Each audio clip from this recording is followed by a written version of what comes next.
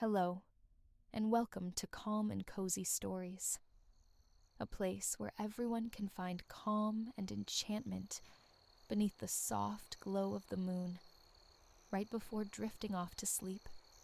Tonight, we invite you on another journey through a captivating story, one that helps cultivate a sense of peace and relaxation. Before we begin, let's take a moment to gently prepare our bodies and minds for a soothing, restorative rest. Make yourself comfortable, and with each slow inhale and long exhale, allow the cares of the day to gradually slip away. It's not always simple to detach from the day's busyness, especially when bedtime approaches.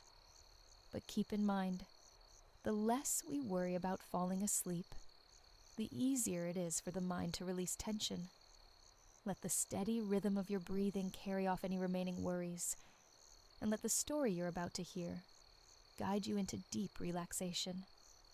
Now, settle in and allow the moonlit atmosphere to softly embrace you. Enjoy this story, and may you drift into peaceful, restful slumber here on Calm and Cozy Stories.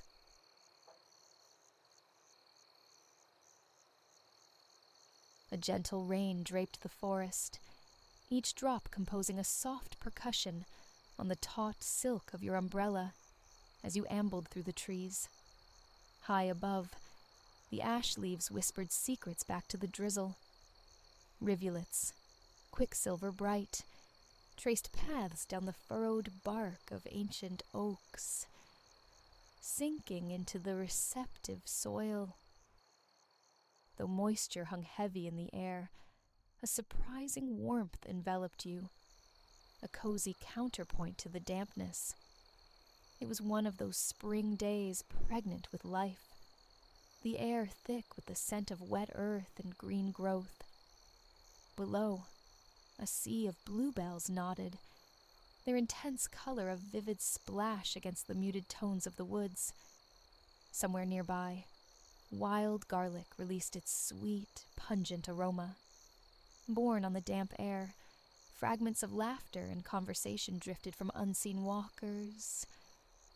Familiar sounds in these well-trodden woods, where you wandered with no destination pressing. Your steps halted. A blackbird, sleek and confident, hopped across the uneven terrain. Its plumage wasn't merely black.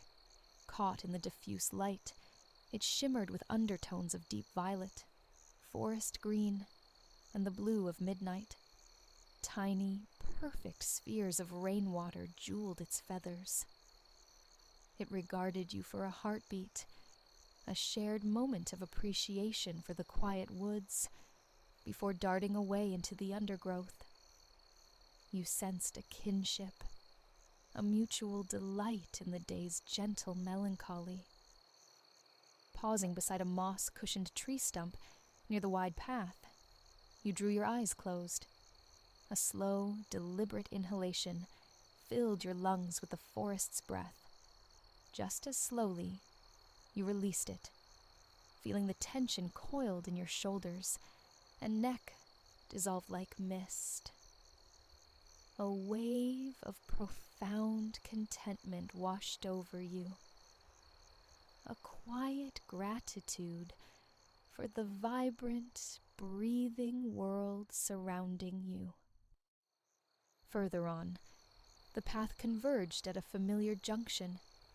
Straight ahead lay the pond, where swans navigated the water with effortless grace.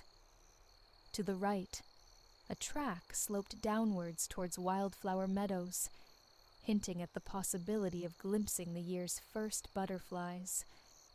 Yet, an intuition guided you left, deeper into the woodland's embrace. Here, the trees pressed closer, their canopy thickening, muffling the sounds of others until only the forest's own voice remained. The trail opened unexpectedly into a clearing, a space you couldn't recall encountering before, yet felt instantly welcomed by. A circle of lush grass lay cradled by more ash trees. Tucked to one side stood a wooden shed, draped in tenacious ivy, its timber freshly painted a deep, resonant green. Its door rested slightly ajar. A flicker of curiosity sparked within you. What secrets might it hold? Drawn towards it, you navigated the soft grass. As you approached, a glint of metal resolved into a shiny brass plaque affixed to the door. 2 words were neatly engraved: Model Railway. Your hand reached out, nudging the door. It swung inward without a sound. An invitation silently extended. This, you mused, promised to be no ordinary miniature world.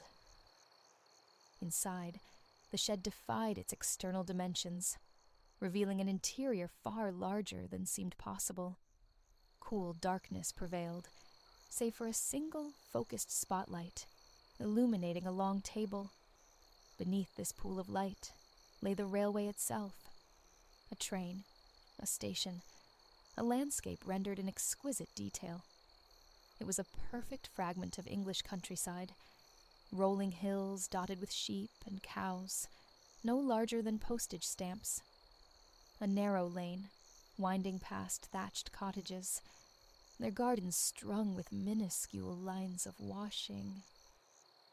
A steam engine, painted a rich sapphire blue, and coupled to 2 carriages, waited patiently at the miniature station platform. Across from it, a tiny watermill beside its still pond stood frozen in time. Leaning closer, you absorbed the scene. In the heart of the village, a church with a sturdy square tower overlooked a green where impossibly small ducks chaperoned their fluffy ducklings. Nearby, a greengrocer model received a delivery of infinitesimal tomatoes, while a miniature milk float waited further down the lane.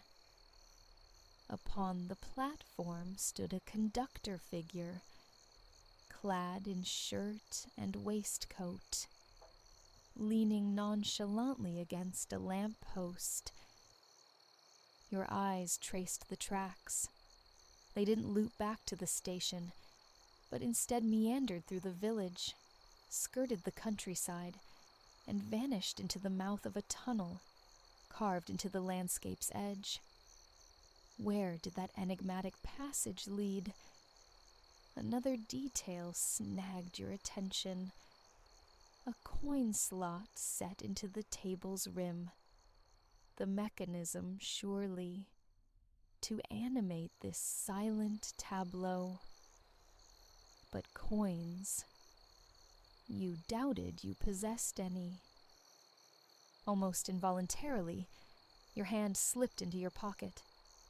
Deep within, fingertips brushed against a cool, round metal disc. Odd.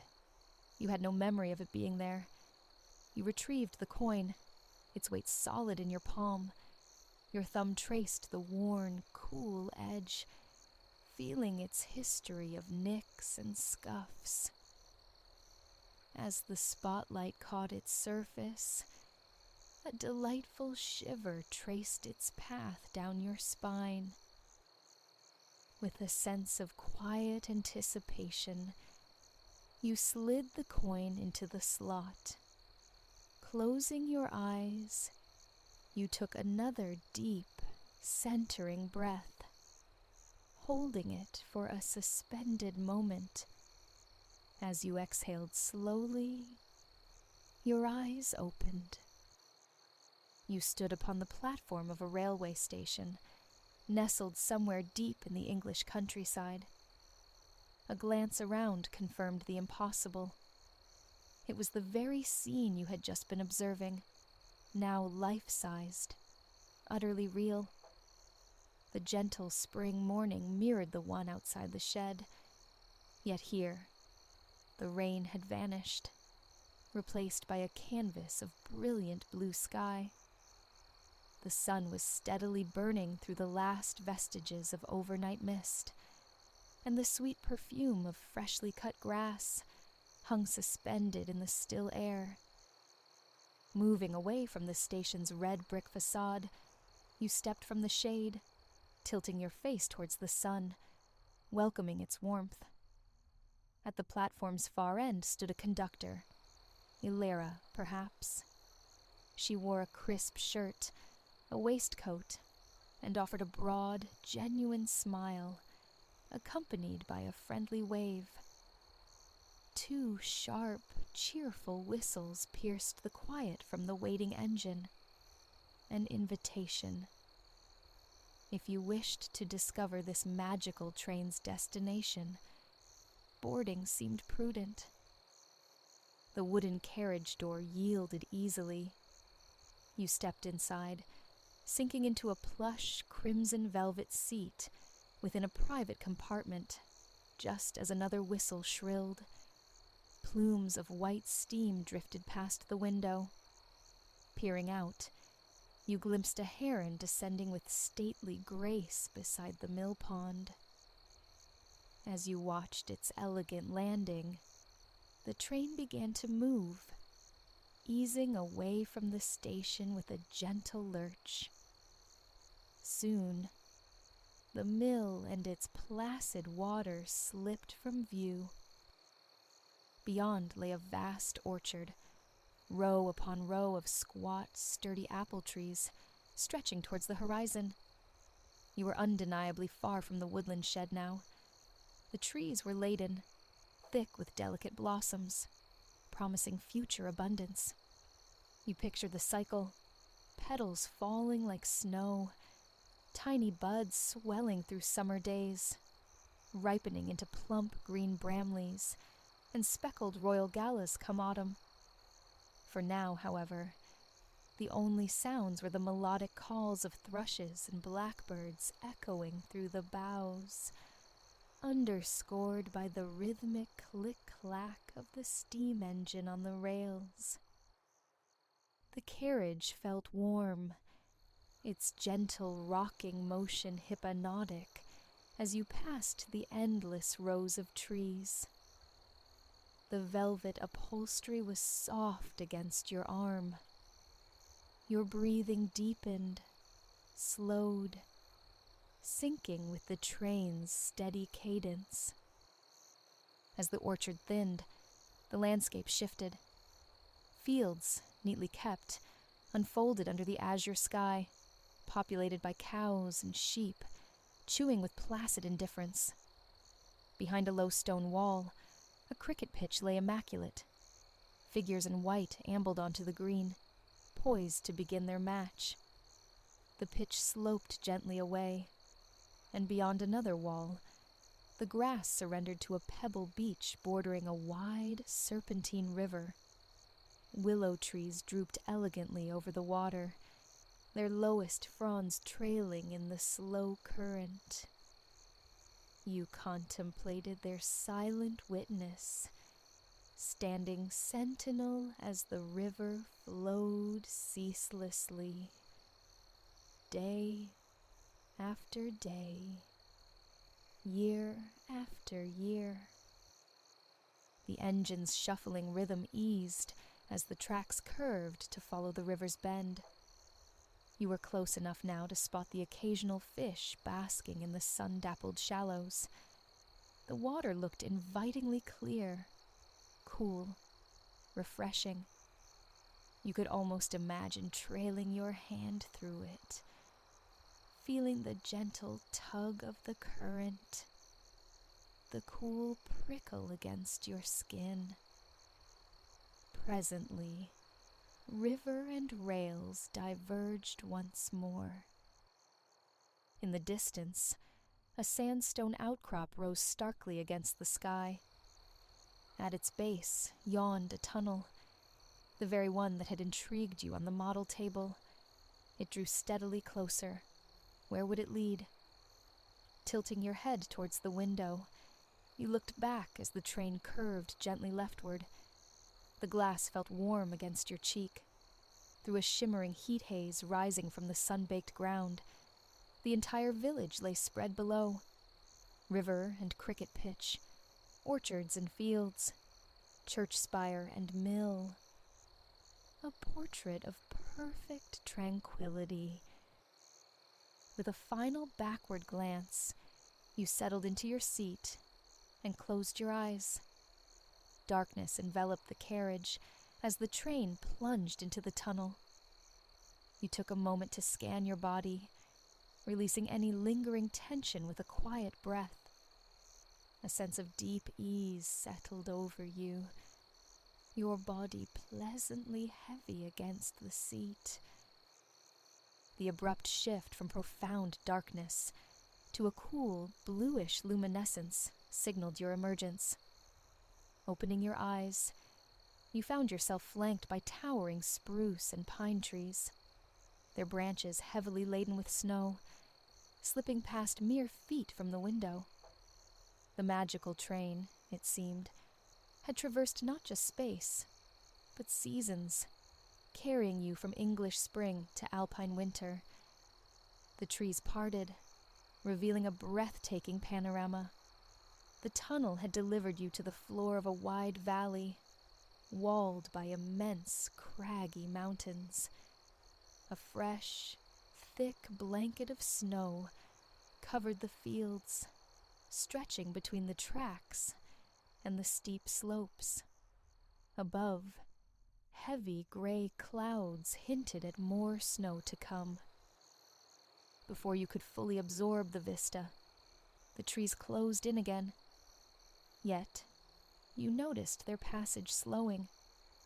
Moving from your compartment into the corridor, you peered out the window on the opposite side. Here, snow-frosted boulders lay scattered at the base of sheer, dark gray cliffs, ascending towards the unseen sky. The tracks were evidently tracing the curve of another mountain. A smooth application of brakes brought the train to a halt at a diminutive station, little more than a concrete platform, adorned with a few bright red seats beneath a simple plastic shelter. This lack of structure afforded an unobstructed view back down the valley. Before you, an expanse of untouched white snow stretched into the middle distance, while great sloping banks of pine climbed the valley sides. The valley narrowed towards a cluster of colossal mountains, their high, rugged peaks wreathed in swirling clouds. An urge to explore this snowy platform arose, tempered by the realization that your woodland jacket offered scant protection against this winter wonderland. As the thought formed, an overhead locker clicked open. A pair of thick, black winter gloves tumbled out. Smiling at this serendipity, you reached up and opened the locker fully. More treasures. A knitted hat of white wool flecked with gray, and a long, padded jacket. Slipping it on felt like burrowing under a soft, warm quilt. Donning the hat and gloves as you walked, you reached the carriage door. Turning the cool silver handle, you stepped out onto the snow-covered platform. A satisfying crunch accompanied your footfall. The powder was deeper than anticipated. A light breeze stirred the uppermost layer of snow, sending it dancing in miniature spirals around your ankles. The crisp, alpine air tingled against your nose and cheeks. From this vantage point, the entire valley unfolded. You stood amidst mountains that had rested here, silent and immense, for millennia. Their peaks held memories of Pangaea, had witnessed countless sunrises and sunsets, and would continue their vigil for eons more, Their majestic ridges and spines were sculpted slowly, patiently, by wind, water, and the relentless passage of time. A quiet understanding settled within you. No matter how vast or immutable something seems, given enough time and patience, gradual transformation is always possible. A profound sense of gratitude for this majestic scene filled you. Yet, enchanting as the view was, the warmth of the carriage beckoned. Retracing your crunchy steps, you climbed back aboard. Moments later, the train resumed its journey. The forest thickened once more outside the window as you removed the winter gear, stowing it back in the magical locker. Just as you secured the latch, the train entered another tunnel, plunging you into darkness and anticipation. Where next? Abruptly, the grays and whites of the mountains dissolved into a hazy cerulean light, accompanied by the deep, resonant roar of ocean surf filling the carriage. You were now traveling along a track laid precariously close to the sea's edge.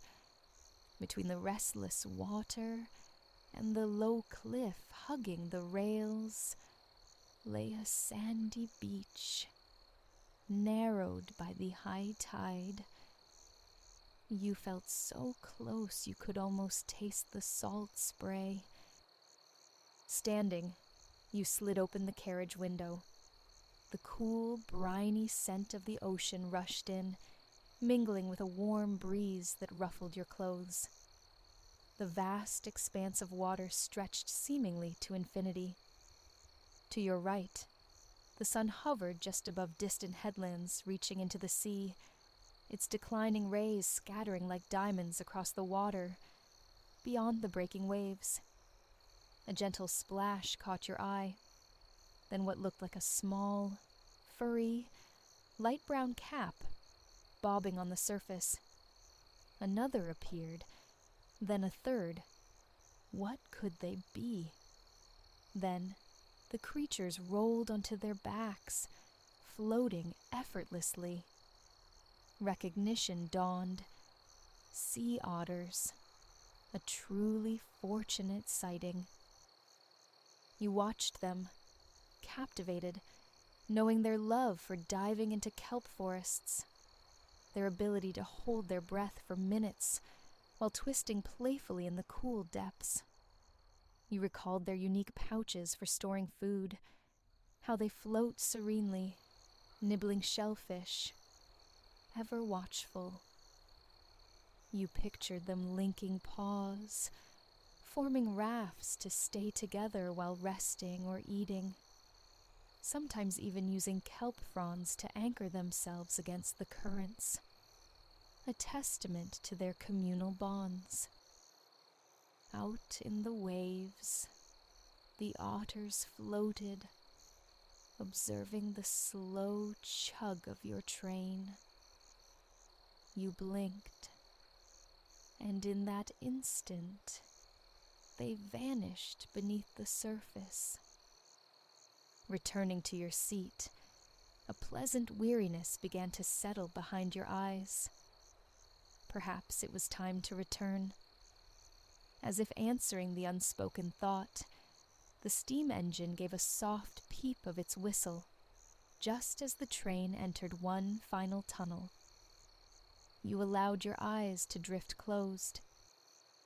When you opened them again, the familiar orchards greeted you through the window.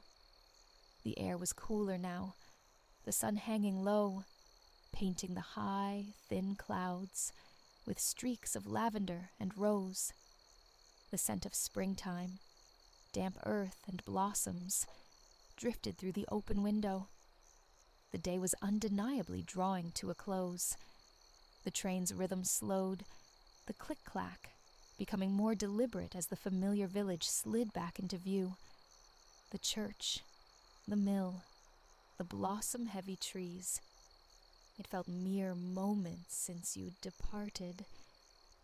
Yet stepping onto the platform, you sensed the satisfying conclusion of a long, rich day. As the sun finally dipped below the horizon, you closed your eyes, inhaling deeply, then slowly releasing the breath. Opening your eyes once more, you found yourself standing back in the shed discovered in the woods. Below you, petite and perfect once more, lay the magical model railway. The shed door swung open silently. Outside, the rain had ceased. The sun, low in the sky, cast long shadows, its light filtering weakly through the trees. You couldn't have been gone long. The grass remained slick and wet. It was time to head home. Leaving the shed, you walked slowly across the damp grass towards the path you'd taken that morning. The sounds of the woods gradually returned. Distant voices, laughter, the occasional call of a swan from the direction of the pond. As you reached the edge of the trees, you stole a final glance back towards the clearing. To your astonishment, the shed was gone. No trace remained. Where the ivy-clad structure had stood moments before, there was only grass, standing tall, glossy, and beaded with rainwater. A smile touched your lips as you turned and walked deeper into the trees. Perhaps one day, you might find this clearing again, find the magical railway waiting. You hoped so, but a deeper feeling suggested that if another such adventure was meant for you, it would find its own way. A blackbird, the same one perhaps, skipped across the path ahead, a twig held firmly in its beak.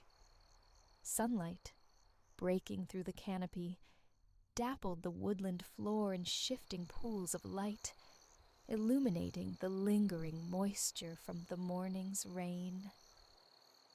With one last slow breath, inhaling the forest's peace and exhaling contentment, you turn towards the familiar comfort of home. December 13th dawned in profound darkness, the frosted window pane a square of midnight. Yet Ilara surfaced from sleep effortlessly. She slid from bed, her bare feet finding the sheepskin solace of woolen slippers as she smoothed the plump, feather-stuffed eiderdown back across the mattress. A deep inhalation drew in the house's warm breath.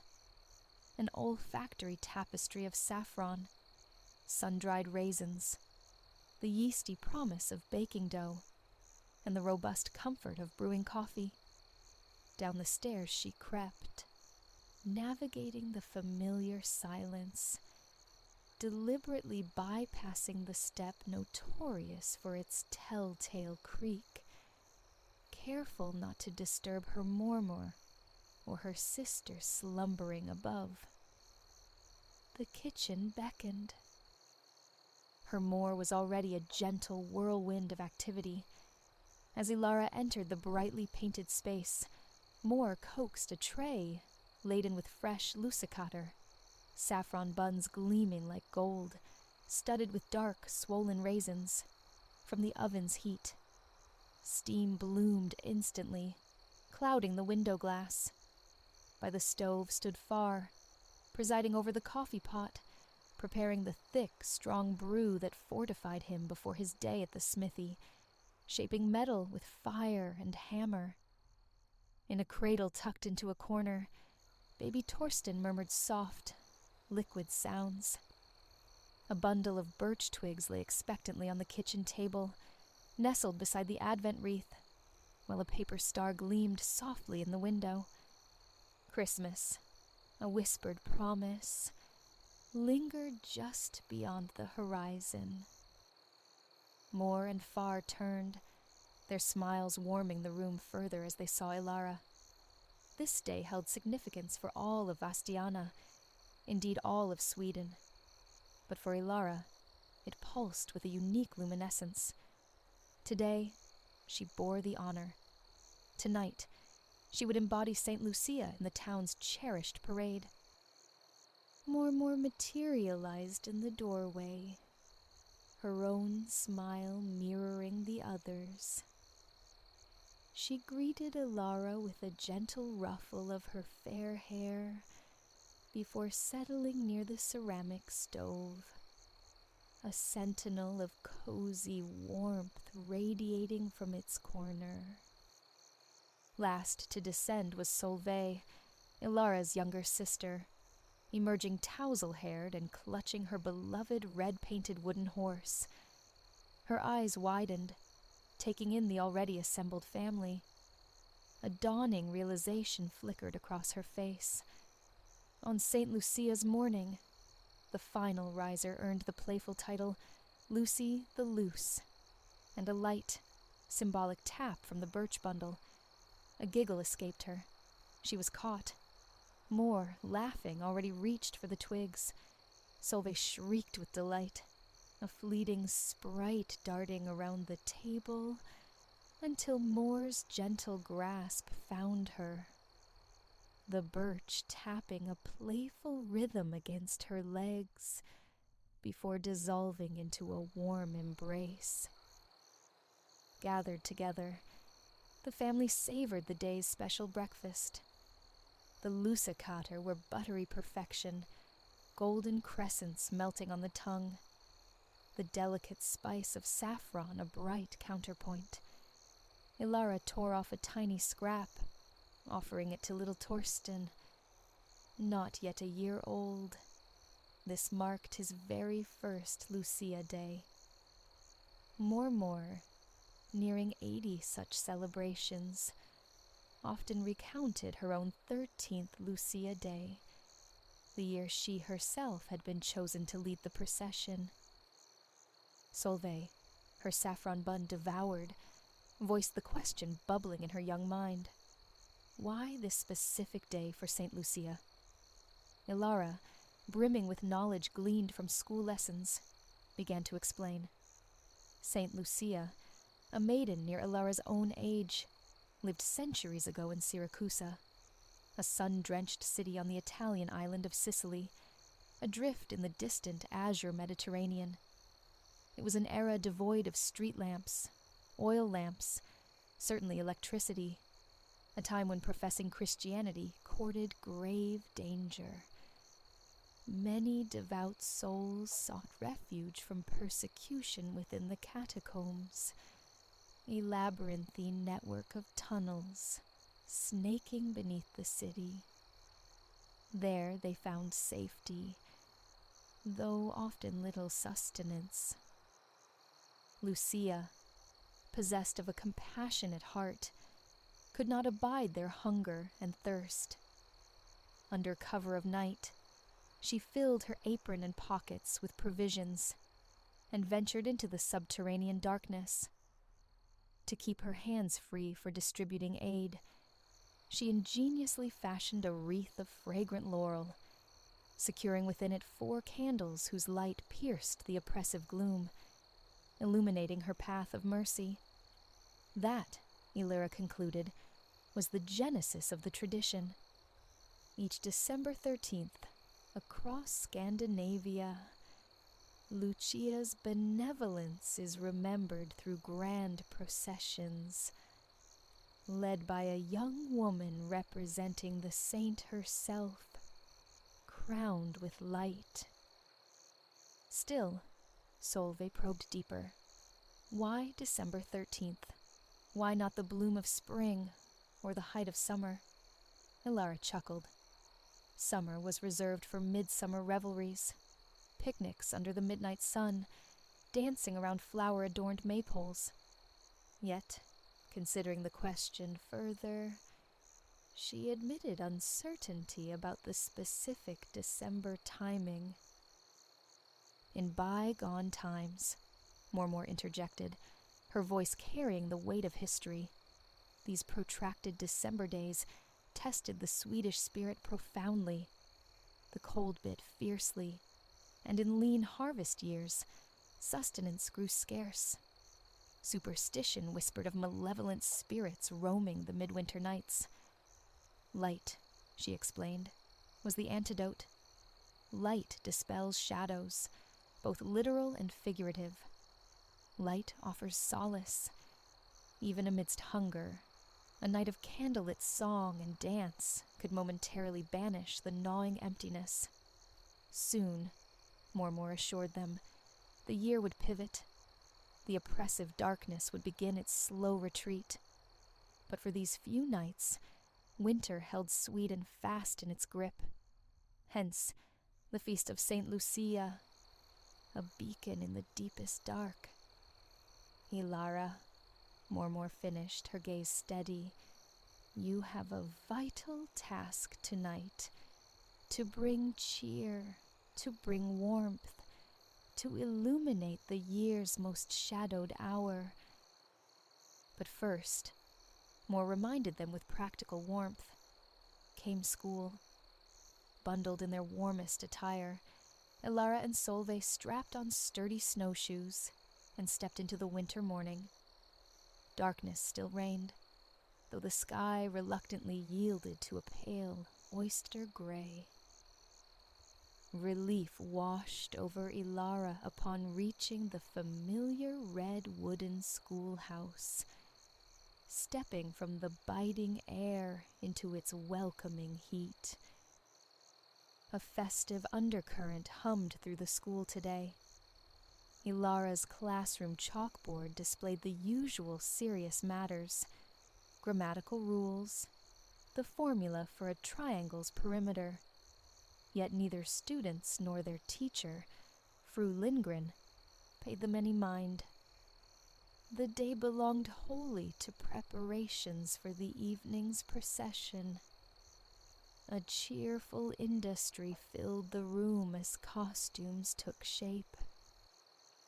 Ilara began weaving her crown, using pliable branches from the lingonberry bush thriving in the schoolyard. Lucia's wreath was traditionally fashioned from lingonberry, its evergreen leaves defying winter's austerity, symbolizing hope, resilience, the promise of renewal. As she worked, her fingers grew tacky with sap, the crushed leaves releasing a sharp, verdant scent that conjured images of spring, fields dotted with unsteady lambs, the delicate blue explosion of forget-me-nots. Around her, classmates diligently crafted their own elements. Girls painted candle holders, destined to walk behind their Lucia, each carrying a single flame, their white dresses mirroring Ilara's, though only Ilara would wear the distinguishing sash. Boys busily affixed paper stars to slender branches, transforming into star boys who would carry their celestial symbols aloft, crowned with tall, star-emblazoned paper hats.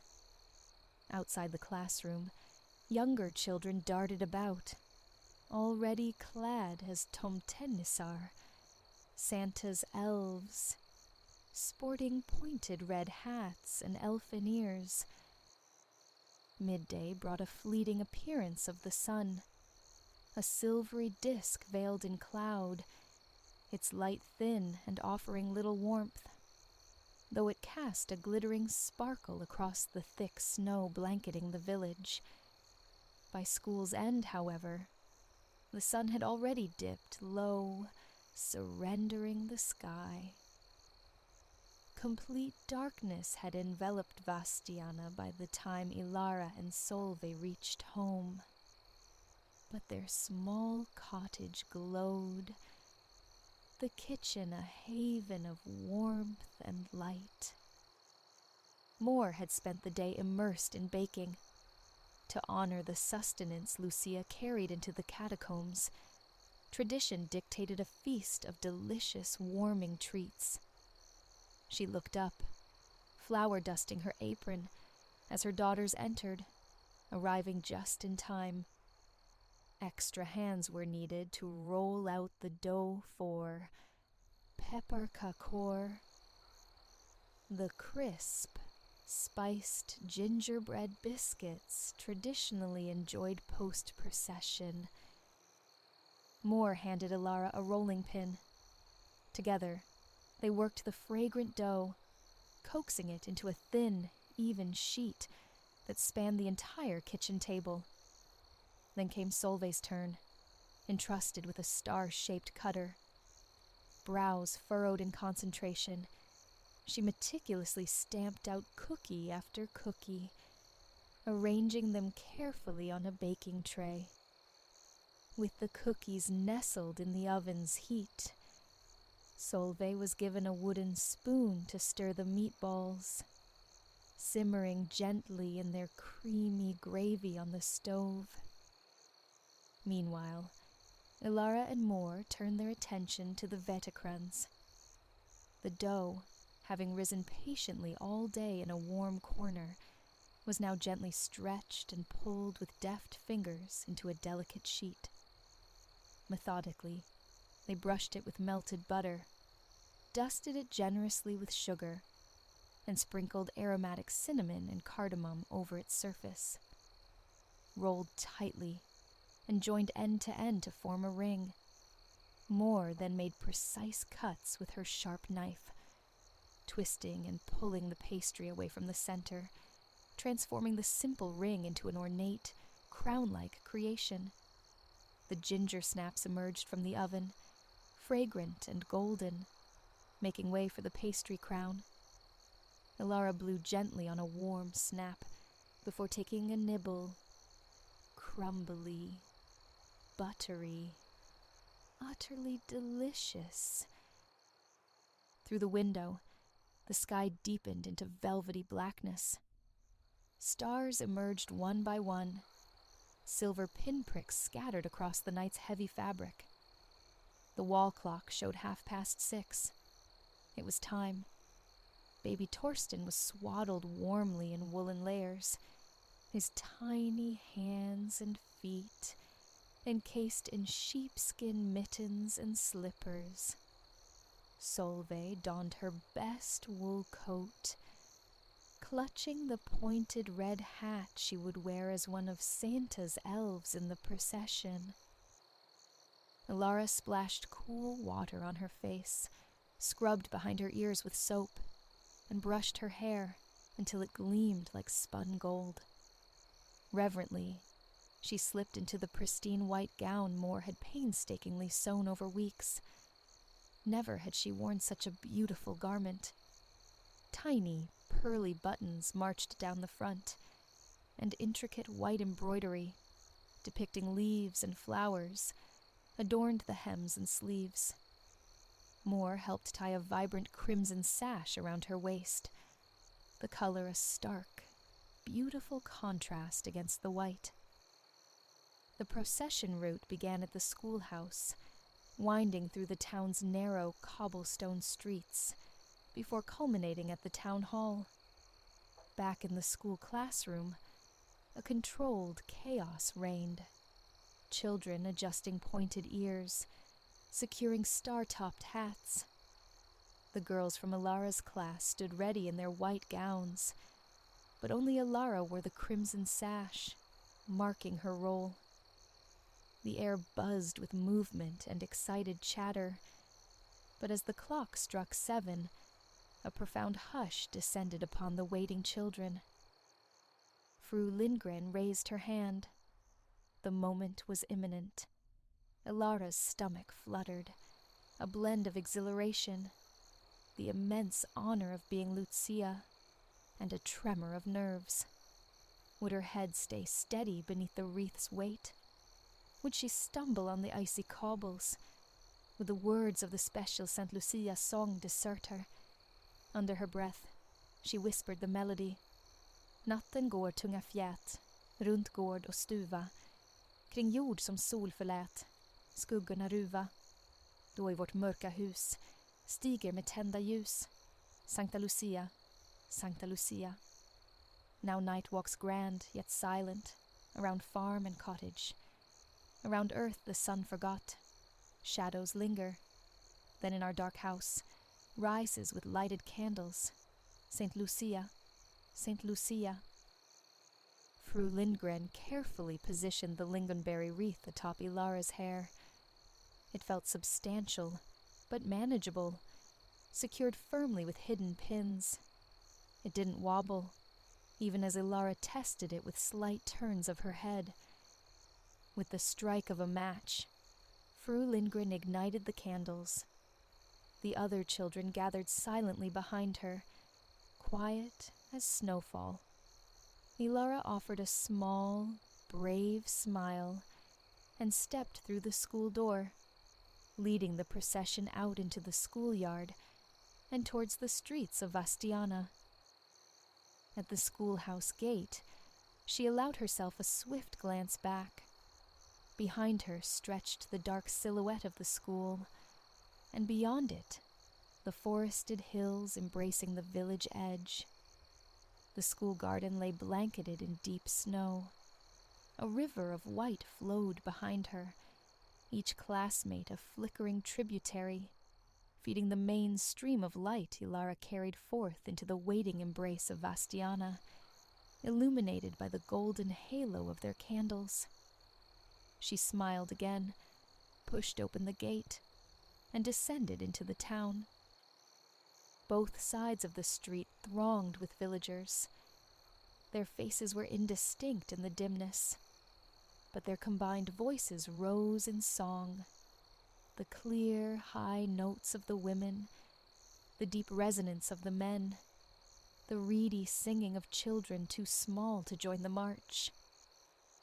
Ilara focused on maintaining a steady pace, neither too swift, lest the magic end too soon, nor too slow. As she walked, her thoughts drifted to Mormor, treading this very path decades ago. She pictured Vastiana in those older times. How profound the winter darkness must have seemed before ubiquitous lamps. How precious this candlelit procession must have felt. Her mind journeyed further, to young Lucia in distant Siracusa, her small light bravely piercing the catacomb gloom. By the time the town hall loomed into view, the repertoire of traditional carols had been sung. Only the Lucia Day song remained. Ilara sang it now, her voice clear and true, rising into the night sky, echoing over rooftops and towards the distant hills. With the uplifting melody and the myriad twinkling candles, Ilara mused. The night truly didn't seem so dark after all. The procession concluded. The great doors of the town hall swung open, welcoming everyone inside. Ilara entered, her cheeks and fingertips flushed pink from the cold. Inside, long tables groaned under the weight of festive fare.